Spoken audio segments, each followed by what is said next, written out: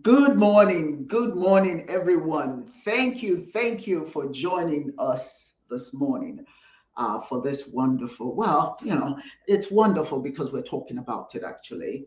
Um, it's uh, it's very important sometimes to have certain conversations that make us uncomfortable. I'm Dr. Uwa Onyioha Osimiri, and I'm your host for the Ndumodu Show, part of the Chism Network. I hope everybody's doing very well because I certainly am doing very well today. In spite of all the challenges in our world, many of us I get by, and I quite believe that we will do just fine. Today, I'm going to be joined by my host, Danielle Williams, who will be joining us soon. Um, I'm just going to welcome her now. Hello, Danielle. How are you? Oh, I'm doing good, and you? Very well. Love your hair. Love your hair. Oh, thank you. You Thank just wearing it. You are wearing it. Fierce, fierce, fierce. Thank you for joining us today. I don't know how it is where you are. It is a glorious day here in Georgia. Very sunny, warm.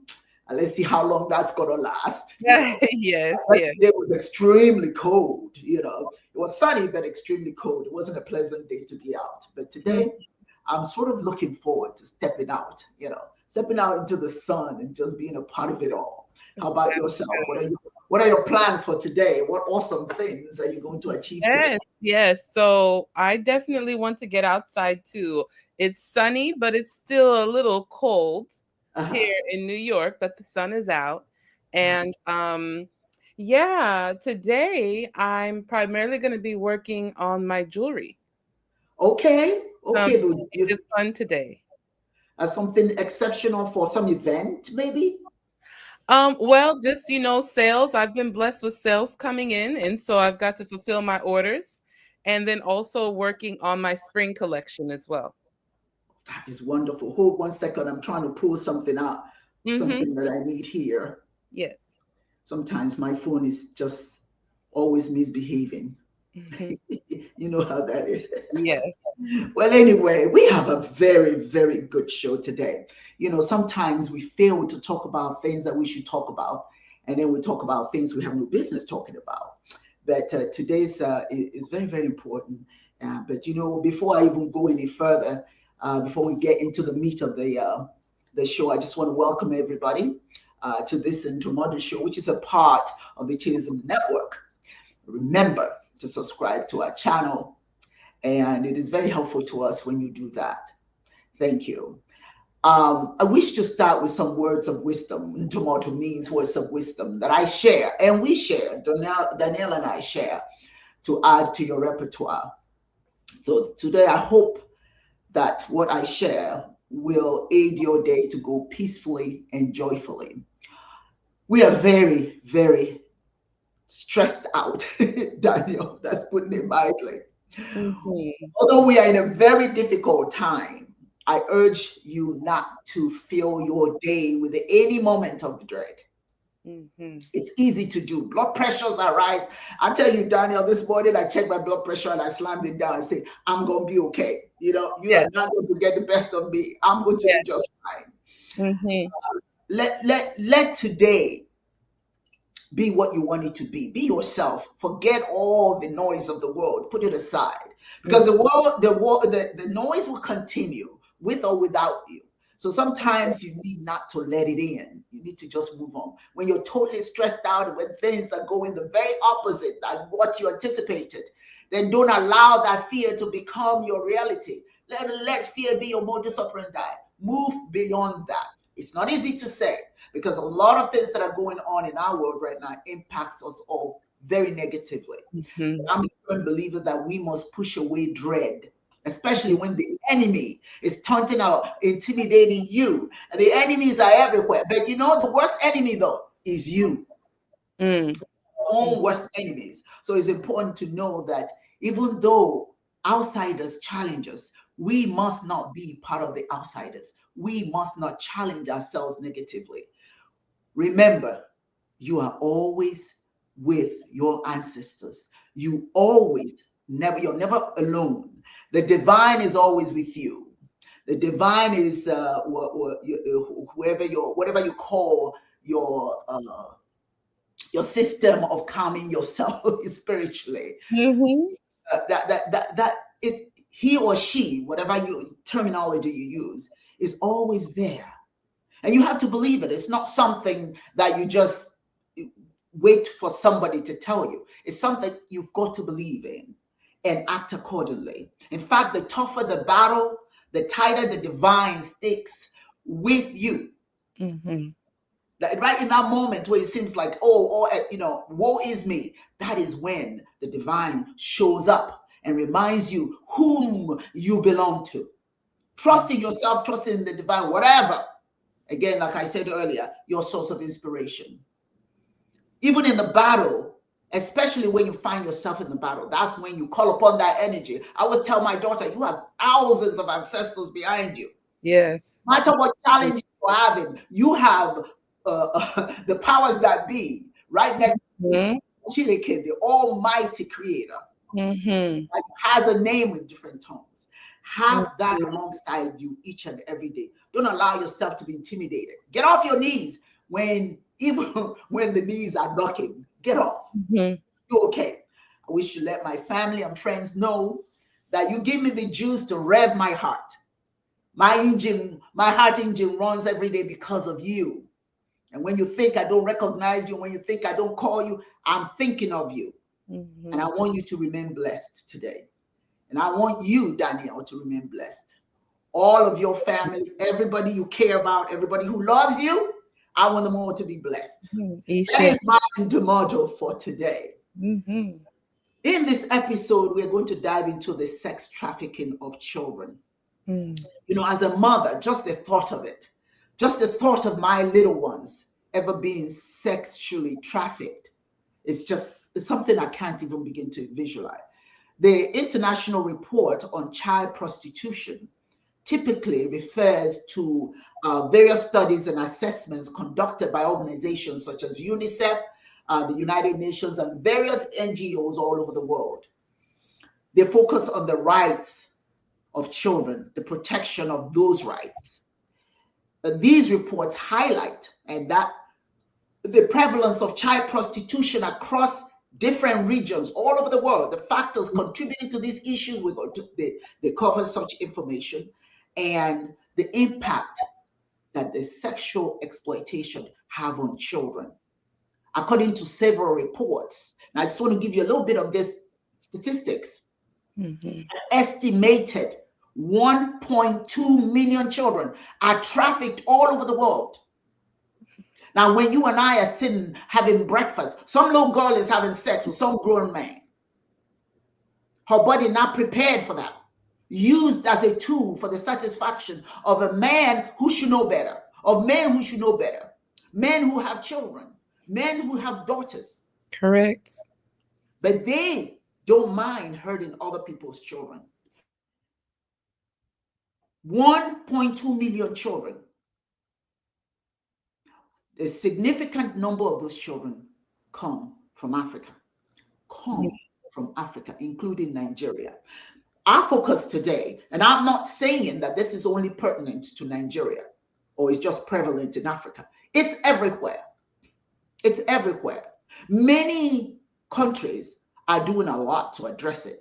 My question is, what are we doing in Africa to address it? Many of our children are taken away from the continent and sent to foreign nations where they are subjugated to not only sexual slavery, but mental and emotional despair. And how much are we as African people doing to stem the tide? What are we doing to ensure that our children, our girls are safe? If you know anything about girls, they're the future of the future mothers. And yet some of us, when we hear about sex trafficking of our children, we don't say anything. We don't want to say anything. There's a study that has indicated that many of the children forced into domestic work. You know, some people take your children and say they're going to help them go to school, but that's not what they're doing with them. A lot of those kids, not only are they enslaved physically, doing work, working round the clock. This is happening today. This is not something I just came up with. This is not something that happened 20 years ago. It's happening right now. There's a little 10-year-old girl that hasn't slept because she was entertaining a grown master, if you will. The husband of the woman who has taken her in to take care of her. But she turns the other eye while her husband has her way. I'm sorry, this is uncomfortable. It's uncomfortable for me. But I can't be uncomfortable. You can't be uncomfortable. You need to hear it because this is happening. And we say nothing. We do nothing. We talk about it as if it's something in passing terms, not something chaotic and bad enough for us to focus our interest and our conversation, our discussion on. But today, myself and Danielle Williams, we are going to break this down because anything you're turning your back against may be happening to somebody else. But in due time, because of your lack of interest, it may happen to your own children in the future. Now, before Danielle and I begin to talk about this, Zainab Ahmed, who is the National Director for the African Women Mobilization Commission, of which I'm the president, she contacted me very upset because there's a young girl, 16-year-old girl called Halima Mod, who was being sexually prosecuted by her own grandmother. See, this is how bad it is. From her own grandmother. Trying to see what's going on with my camera here. You're back. Am I back? Yes, yes. Okay. All right. So I want to play a video to show this young girl that Zainab contacted me to talk about. Okay. Good evening. This is Zainab. Bring her out of civil defense, as you can see. I came with the person that is working at civil defense corps here. So I follow her to their house. This is her grandmother. This is her grandmother.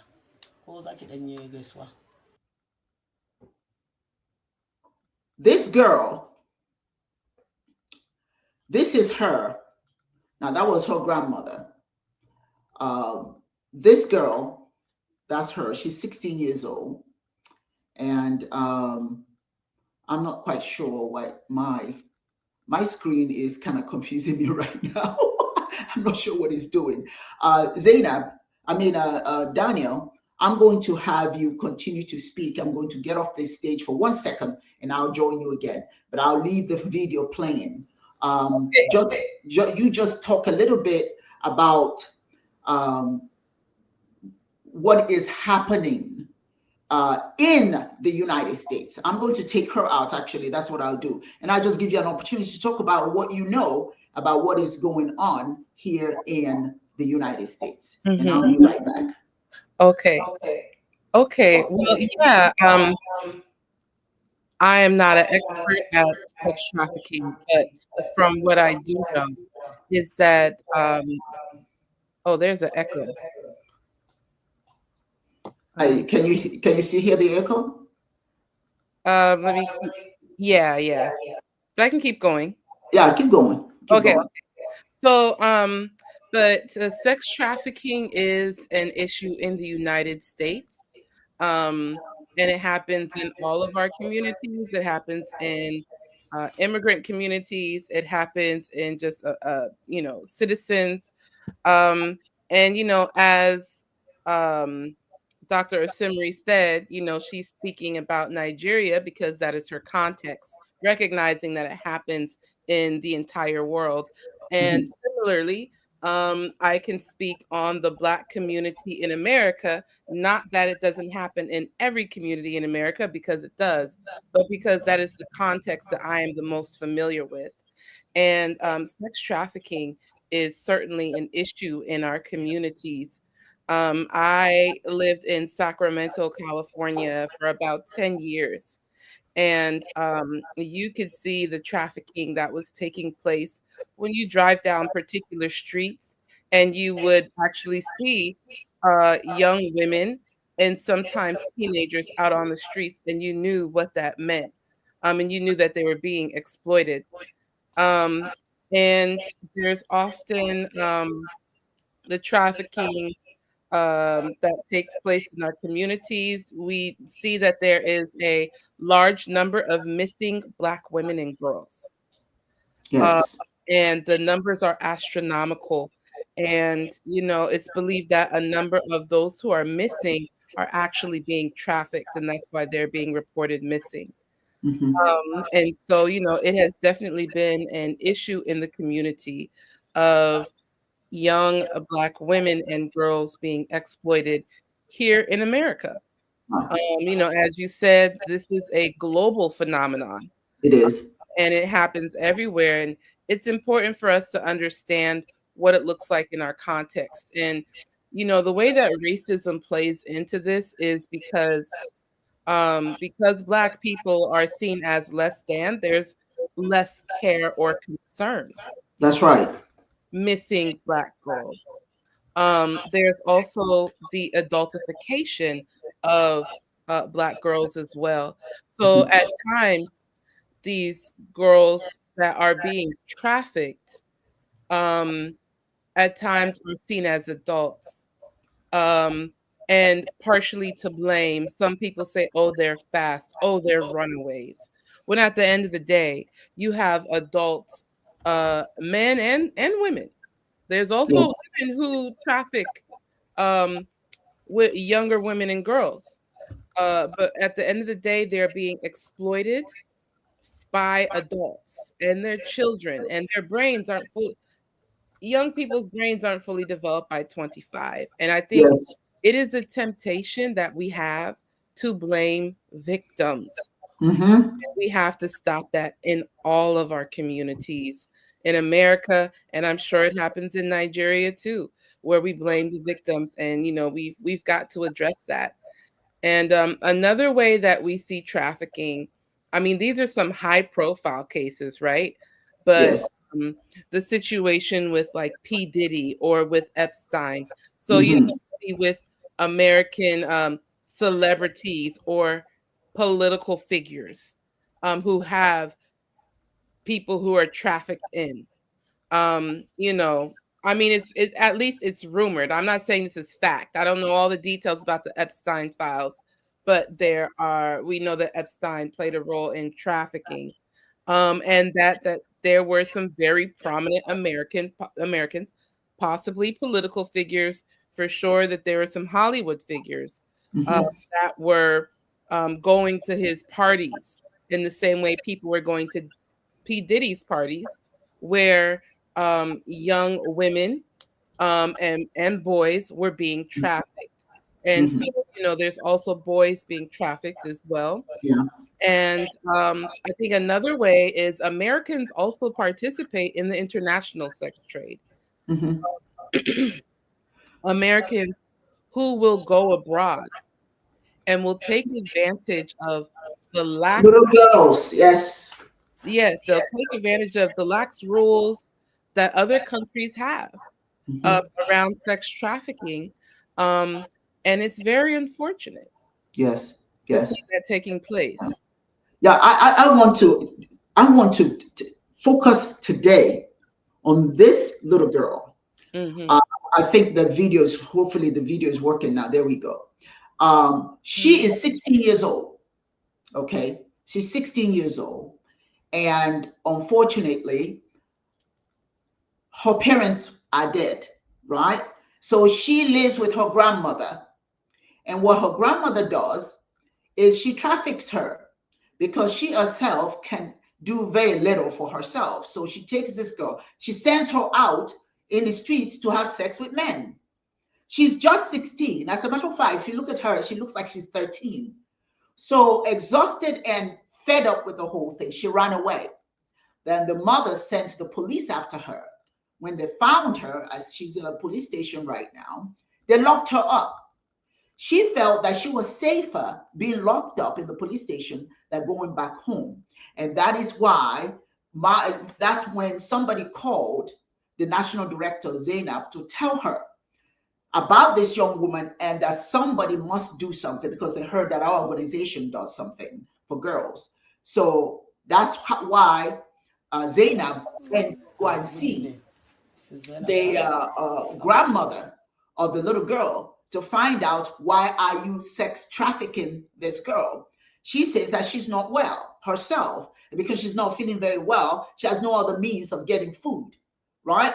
So the only way they eat is if this girl sells herself in the streets. So the national director, Zainab, as you can see, was asking her, they're speaking in, she was speaking in Hausa, so I'm just going to explain what was being said.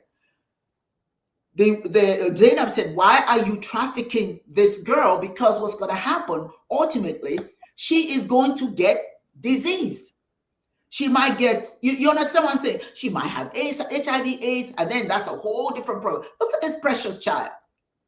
Since she was young, she has been trafficked. God has been great to her because she has not contracted any AIDS or anything like that. But the potential is there. The potential is there. And this is what's going on.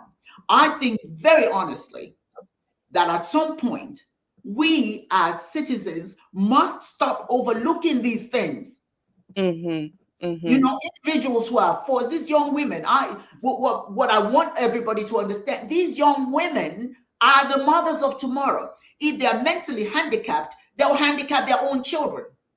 Yes. It becomes a vicious cycle. Don't even assume that some girl that you married may not have had a history of abuse.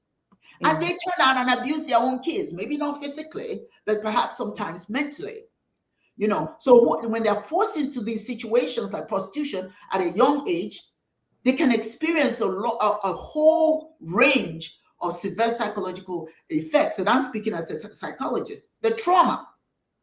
They experience a lot of trauma and PTSD. You know, when they experience exploitation and abuse, this is post-traumatic syndrome causing.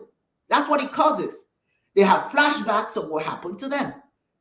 They are anxious and they have emotional numbness. Some of them they tune out. They are no longer of this world because of their experience, what they experience. And a lot of them suffer from depression. Is that not true? Yes. You know, a lot of depression. Many young girls in those situations suffer from, they feel hopeless. They feel worthless. They are overwhelmed by their circumstances. And if they're unfortunate and they live in a society that already undermines the well-being of women, that's just additional trauma. Yes. You know, and we turn our backs. If you see a young girl, for the most part, that has low self-esteem, you may want to wonder what has happened to her. Being forced into sexual exploitation can severely impact their self-worth. They feel guilty, they feel shame. You understand what I'm saying? All these things go hand in hand in creating a woman that is not as achieving as she could possibly be. Daniel, many of them don't make good mothers. Yeah. Because they're still dealing with their own trauma. What do you think about that part? Yeah. You know, just hearing the story, I just looked up, but it did there has been studies that said that those who experience traffic survivors have high rates of suicide.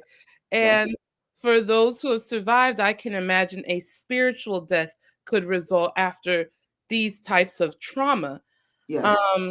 And you know, I think what stood out to me on this, with this story in particular, was a number of failures across the board. We should not look at this as oh, that grandma is horrible. That's that grandma and their story. That's right. This is a problem that we all have to deal with. And why? Because we don't value women and girls. When we as a society don't value women and girls, then women and girls are seen as expendable. Expendable, that's right. To help the family make income to survive. Yes. There's many ways to make income, but as long as women and girls are seen as less than and less deserving than men, we will always be seen as expendable, and suspended, which can increase the chances of society being okay with women and girls being trafficked. The other issue is political and policy failures. I Yes. think we see the criminalization of this young lady who Yeah. either had a choice of being sex trafficked or Mm-hmm. running away and getting arrested and incarcerated. Yes. So policymakers, both in America, this is an issue in America too. I was going to say a lot of a number of a number of trafficked women and girls are criminalized, Yes. especially when they engage in self-defense. There's a number of cases in the United States. So policymakers really have to pause here and stop criminalizing the victims and the survivors of sex trafficking, and That's right. instead offer them respite. Yeah. The government needs to be funding. Government need to fund nonprofits and agencies that, instead of this young girl being incarcerated or going back to a grandmother that may exploit her, she may find a nonprofit of folks who can support her, maybe other survivors of sex trafficking that can support her on her way. And then also there's an underlying political failure here.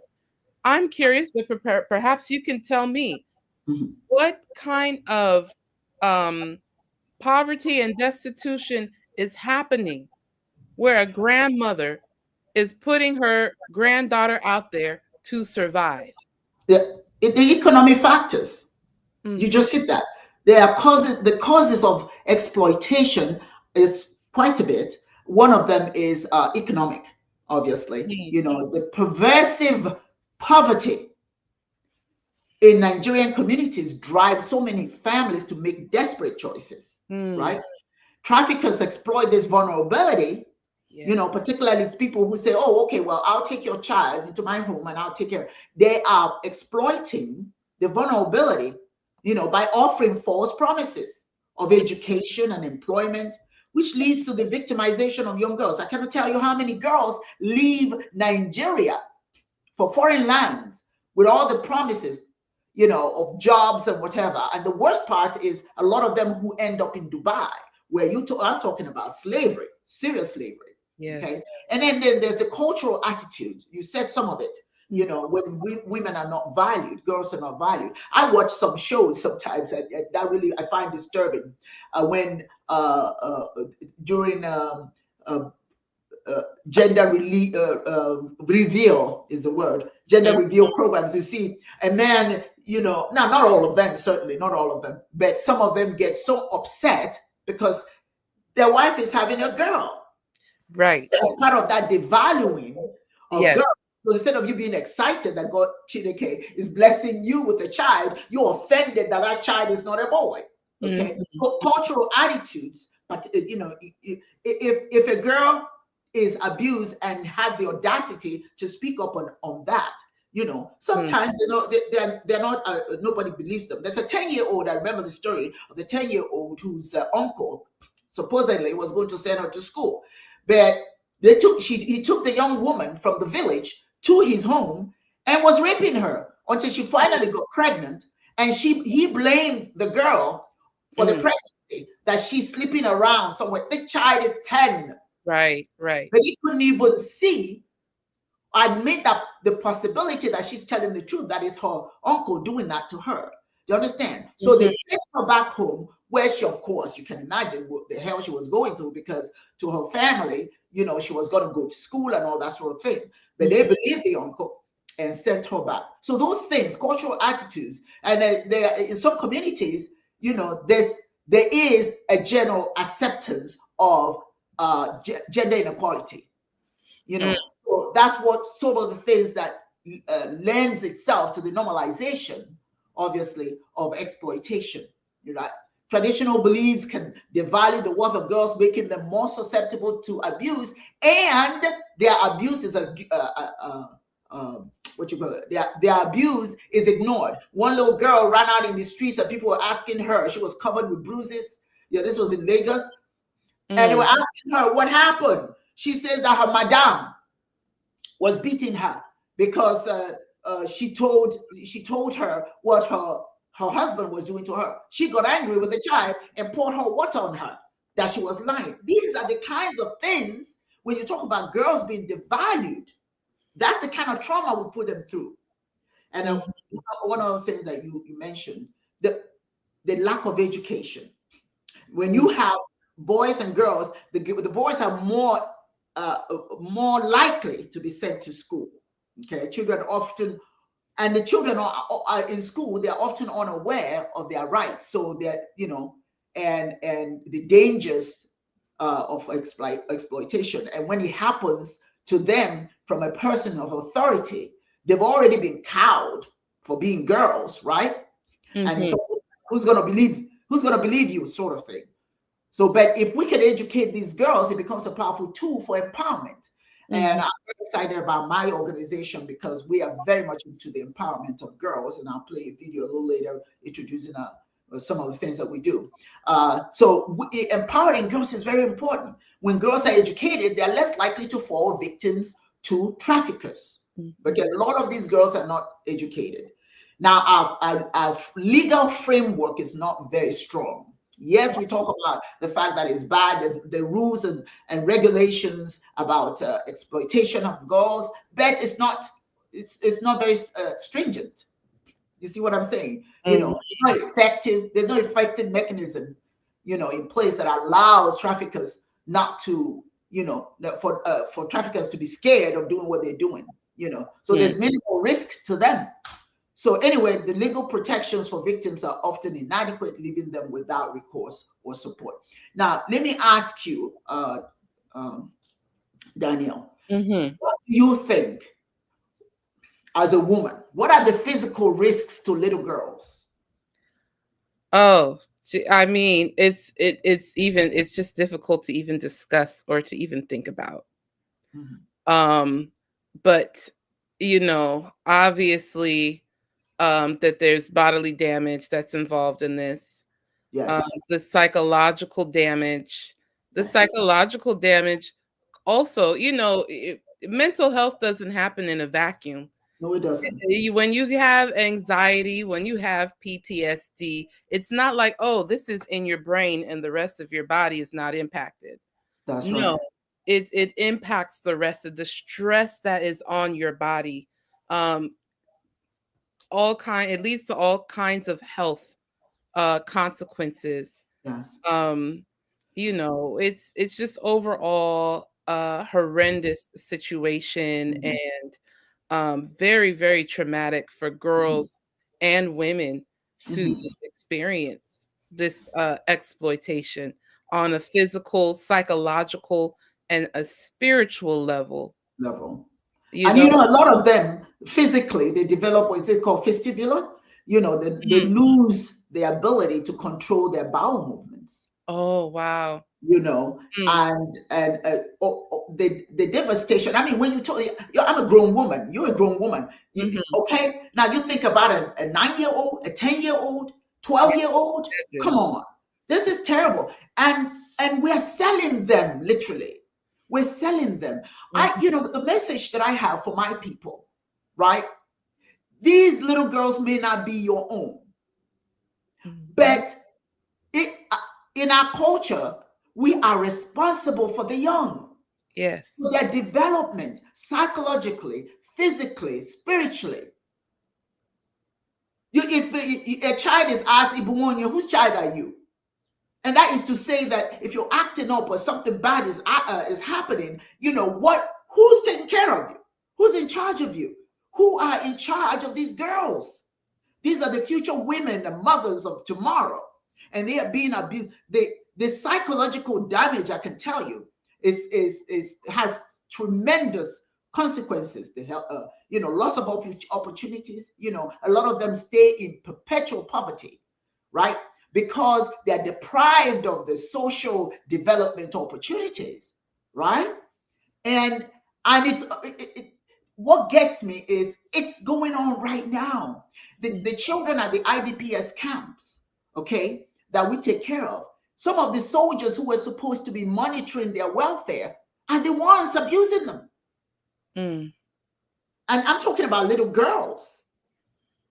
I'm not talking even about the teenagers. This one is a teenager who deserves the right to be in control of her body, but she doesn't. And it's not just her. There's so many of them, and there's community consequences when you exploit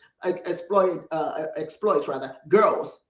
It can lead to broader societal issues. Yes. Crime, it increased crime, social instability, just economic disadvantages. I mean, there's so much that can happen to the community as a consequence to what we do to girls. Mm-hmm. There's an African proverb, I say it to you all the time. What does that mean? A one-legged man can go into battle. Mm. Your other leg is your woman. If she's weak and physically hurt, Mm-hmm. mentally disabled, that one other leg is all messed up. You can't run with that. You can't walk with that. So it's important that we pay attention to our girls.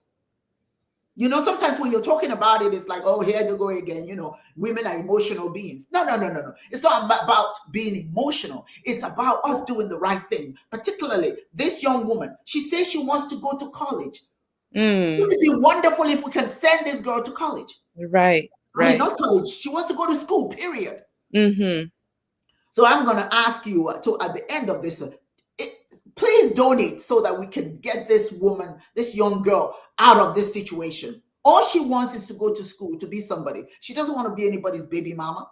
She doesn't want a bunch of children running around that she can't feed. Heck, she can't feed herself. Mm-hmm. But if she continues this behavior, that's what's going to happen. Mm-hmm. That's what's going to happen.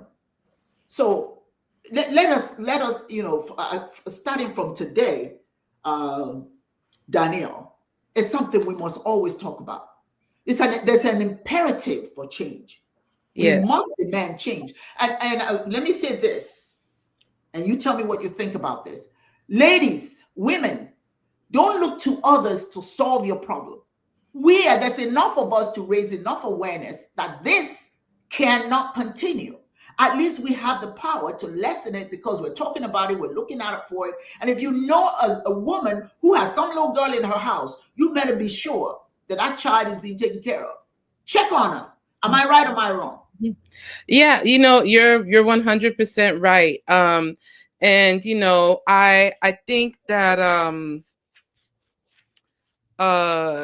what was I going to say? It's this young girl is being exploited. And it's going to take women to speak up. It's going to take the entire broader community everybody's going to speak up. Everybody. But I do want to just speaking to us as women to recognize the power that we have in speaking up, in making a scene, in bringing about change. Dr. Osimiri, I like to study different aspects of African history. And last year I learned about, it was the Women's War in Igbo land, when the colonizers wanted to put a tax on the women. And it was Igbo women, but it was other groups as well.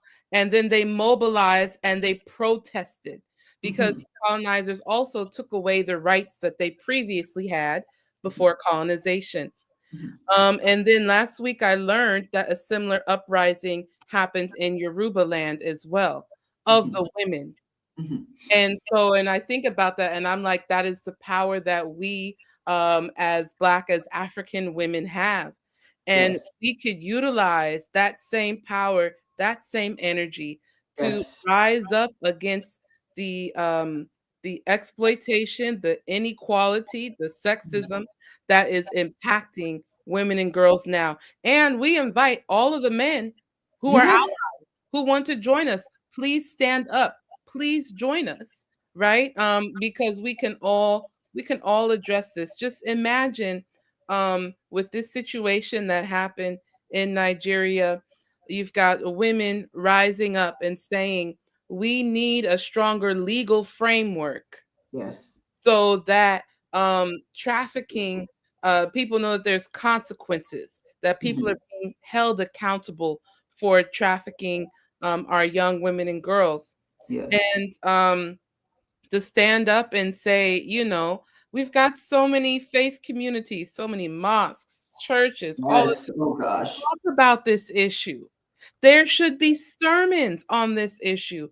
There should be awareness sermons, awareness Juma services that talk about what's going on.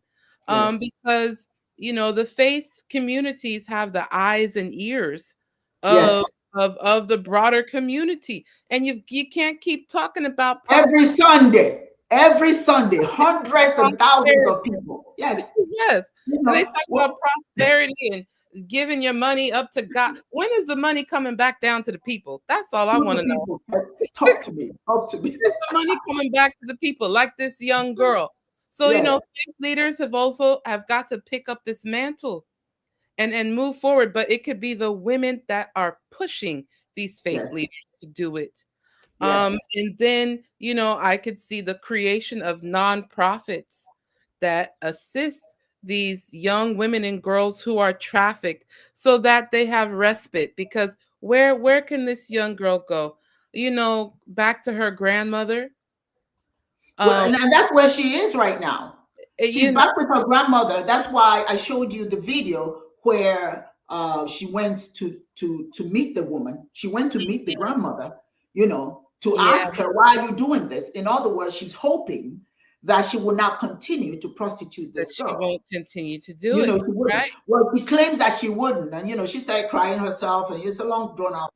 But there she is. She wants to. She wants us to know, you know, this is real. This is Yeah, very real. yeah, These kids are even people who are supposed to be taking care of them. People who are yeah, supposed to be taking care of them are the yes, ones molesting them, abusing them. So we need community engagement. It's yes.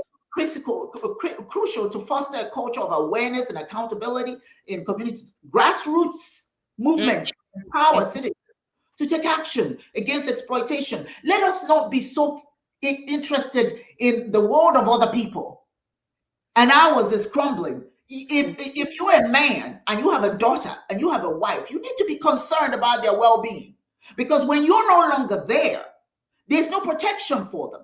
If Mhm. there is no, if the community is not against abuse of women, when you're no longer there, a big void has been left. You're supposed to be their protection, and when you're no longer there, Mhm. they're on their own. So it's very important that the men, like you said earlier, Daniel, and of course, like I said, education and empowerment, stronger advocacy, Yeah. civil society. Come on, churches, like you said, individuals. We must advocate for stronger laws. If we see that it's not happening, look out for your neighbor. If you see a little girl, sometimes I see these little girls, like the parents don't have a choice. I get it, right? They're not in school, they're in the streets, So take the time and ask that child, what would it take if you can? Because Mhm. not everybody can, I get it. What would it take for you to go to school? And you may find that just $50 a month, or maybe $25 a month, Mhm. that child in school. We'll Right. keep that child in school. So it's a holistic support system. That's what we need to form. Yeah. That's the framework needed right now. Holistic, establishing comprehensive support for these young people. We need to use our ears, use our eyes, use our mouth to speak on behalf of these little girls. Yes, yes. And it has me thinking about, just as a society, Mhm. in the community organizing here in the States, one of the things that we say is the budget is a moral document. I don't Yes. know a great deal about Nigeria, but I know it's extremely wealthy. I Mhm. know that Nigeria is extremely wealthy and has a lot of resources. So what does that budget look like? And is that budget, whether it's, I don't, however the government is organized, is that a moral document and investing in its people to help to create safer communities where kids don't have to roam the streets, but then they can go to school, where grandmothers aren't so desperate. Desperate, that's right. That they're trafficking their daughters. Yes. So it's like you said, it's a very comprehensive things. Multiple things have to be addressed at the same time. Yes. And a part of me was even wondering, so that she's back with her grandmother, what does the follow-up look like for healing, continued healing, in that relationship? She's going back and she's going, the national director is going back and forth to keep an eye on the girl. Okay. Yeah. So that, as you can see, I'm scrolling here. OMSI, $sign Ogele on Cash App. I don't care what you can donate. There's no reason to believe that all of us who are here today can send a little something so that little girl can go to school. $50. Can you imagine? I have so many kids that I am supporting in school. I could use a little help, So please, I'm going to let that keep scrolling. I would like to think that we're just not talking. We're doers. You know what I'm saying? Talking is cheap. We need to do something. I know I'm going to do something, but would you do something? It's just them, but there are many, many, many more of those girls. I want to share. This is what makes me happy. Let me share you about, there's another little girl called Aisha Modu. Aisha goes to school. We are sending her to school. And during they had the big storm, a flood in IDPS. So some parts of the IDPS was swept away. In desperation, her aunt was going to give her away to a man that she didn't even know. Just hand her, because of course, he promises he's going to take care of her and all that stuff. Beautiful little girl. So my national director, God love her, she has, every time there's a problem, she calls me, Doctor, I know you're going to do something. I know we have to do something. And, and I say, I tell you what, okay, all right. This is Madhu. Okay, I know his program. Wonderful program. And so I have this young girl that she called me and told me about her, that she was getting ready to be removed by some man who would take her, wherever. And I said, heck no. Can you take care of her in your home? And of course, Zainab is an empty nester. She lives with her husband. And she said, of course, but the little girl wants to go to school. I said, would you keep her in your house? I'll pay for her tuition. And I just want to play. So she took her to Abuja. And so this little girl is living with her. She and her husband are treating her like their daughter. And I said, Zainab, thank you so much for being that loving. And let me just show you this precious child who's now living like a little girl that she's supposed to be, as opposed to being somebody's wife.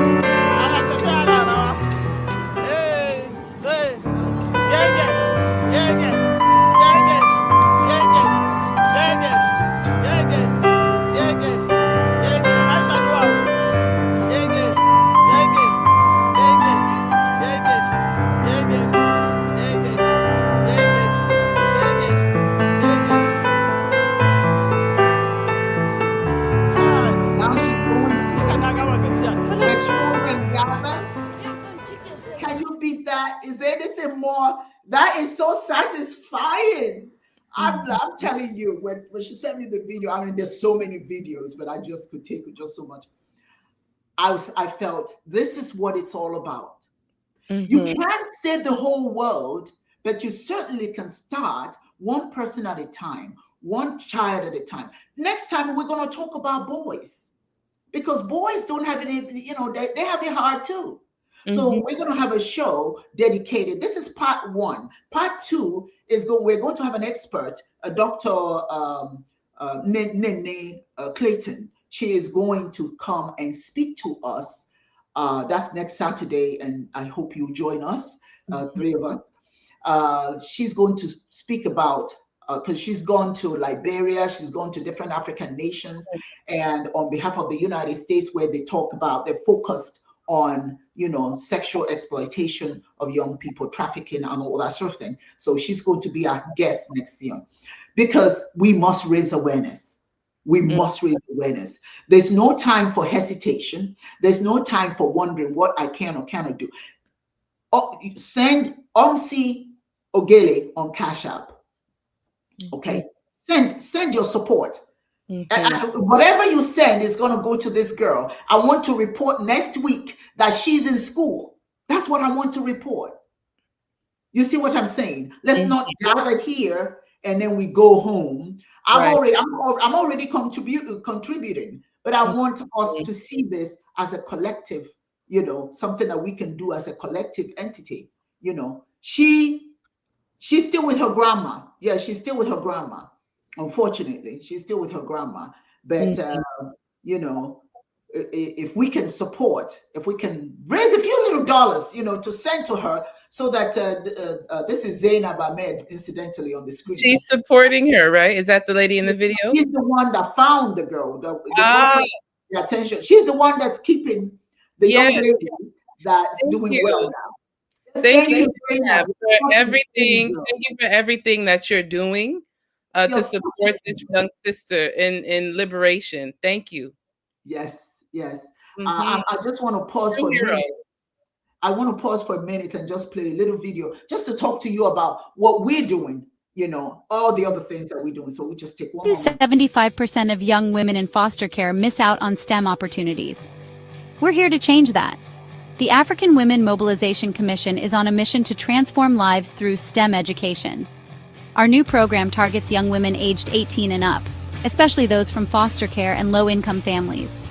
By providing a supportive environment and access to quality STEM education, we're equipping these future leaders with the skills they need to thrive. Our center, in collaboration with Integrated Living System, offers housing and a day schooling program focused on STEM. Imagine learning from top-notch professors and industry pros right in your own community. But it's not just about education. We're talking holistic support, healthcare, counseling, a safe place to live. We're building a community where these young women can truly belong and succeed. Join us in this transformative journey. By investing in their education and well-being, we're fostering a new generation of women leaders in technology and science. Your support makes all the difference. Yes, that's why we do what we do, because we have a responsibility to take care of our own. We cannot leave it up to other people and then get upset when other people say they're not going to do. You know what I'm saying? You have that responsibility. I say this all the time.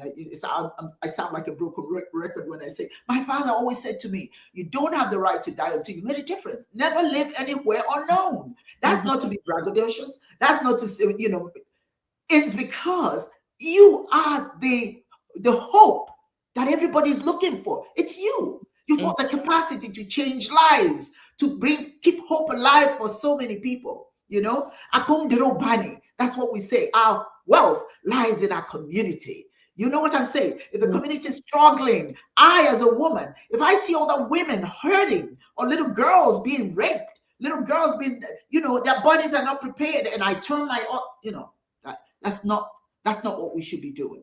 We should talk about it and talk about it till it hurts. Talk about it until people say they don't want to hear. We don't care. We have to talk about it. We have to talk about it. And the other person I want to thank today is Joe Byers, who is the one that's constructed the Joe Dome housing program for STEM education. We're so excited about what we're about to do. And we want to take this project, it's going to be done here in Atlanta, Georgia, but we want to take it to Africa as well, where we can teach young girls, you know, how to even take little girls like her off the streets and put them in a scientific environment where they can learn to be more than society anticipates for them, you see. So all of us have a responsibility. A dollar or gale on Cash App. Please, please, please. I want to see all of you here. I want to see some of you donating something. When I go to my Cash App, I want to see, this person gave, this person. What you giving will make a difference. I just showed you that these are just a few, just a couple. That this girl would have slipped from underneath us if Zainab had not intervened. Right, so we really want to thank Zainab. Zainab will tell me, oh, my queen, somebody else is having this issue. What are we going to do? I like her spirit because that's community building. Yes. That's what we're all supposed to do. If we see it, we do something about it. You may not do anything monumental, but as little as you possibly can do. This is what is spiritual. Religion, people talk all that stuff. No. Spirituality is when you are willing to make yourself uncomfortable to make somebody else comfortable. And that's what we do here. That's what we do in Tomato. And I am so grateful that there's many people joined us today. And don't she says she's crying. Please don't walk away. Please don't walk away, guys. I need you to donate something. Let's I want to next Saturday, Danielle, I really want to say, well, guess what? She's registering for school. Wouldn't that be awesome? Right. Yes. I mean, what is $50? What is $100 collectively? You know, we say, as opposed to when you put your feet together, you will stomp out the mightiest animal or whatever, you know. So we need to work as a group. So I'm asking you, do you have a final statement? You got about a minute, and I'll end the program with the comment. Yes. So I just want to say thank you for showcasing and talking about this important issue. Thank you to Zainab for standing in the gap for this young lady and bringing this issue to us. And thank you to everyone that is donating today and donating throughout the week. This is what it's going to take so that we can get. Thank you, Yudi, for your donation. Thank you, Yudi. Thank you for donating. We love you. You are so special. Thank you so much. You know, and no, we need to clap for Yudi. Thank you, Yudi. We appreciate you, and we appreciate all of you who joined today. Just remember something: it doesn't end here. It doesn't end here. We're just gonna keep clapping. You know, all of you have a responsibility. Let's make this happen. Danielle, can we make it happen? Can we make it happen? I want somebody else to tell me I've donated. Who else has donated? Who is gracious here to donate? I'm looking at all of you. I'm looking at you, Joe. I'm looking at everybody who has joined us here. I'm looking at Namdi, all of you. Come on, let's do it. We can do it. Akachi, I'm looking at you. You can Naziru Mangari. Thank you for joining us. Thank you, all of you who have joined us today. You are so special. Thank you, Open Nigeria. That's a beautiful program. Open Nigeria. He talks about all kinds of wonderful things that impact Nigeria. I love his show. I watch him. I don't even know that. I don't think he knows I watch his show. I just want you to know, if you're hearing me too, I do watch your show. Wonderful show. So thank you, all of you, for being here today. May God bless you. Again, I want to clap for you. And I hope you will go and make your donation today. All right. This is Ndomoto, which is also a part of the Chiism Network. Thank you. And I'll just play this video, and I wish you all well.